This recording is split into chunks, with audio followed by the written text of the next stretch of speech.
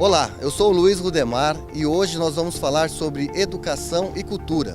Sou candidato a prefeito pelo 40, PSB.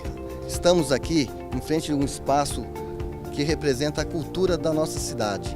Esse espaço pode ser e deverá ser muito melhor aproveitado nas diversas artes culturais que aqui temos potenciais em desenvolver. Então vamos aproveitar essa veia artística que temos na nossa cidade e criar espaços e momentos para que o artista possa expor o seu trabalho e mostrar todo o seu talento.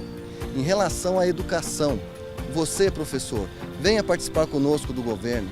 Você terá vez e voz na hora de decidir sobre o destino da sua escola. Vamos tratar na individualidade cada escola pública municipal, ajudando a superar os desafios, sejam eles administrativos, pedagógicos ou de estrutura física. No dia 2 de outubro, lembre-se, vote Luiz, 40 e Eduardo da Juventude, vice.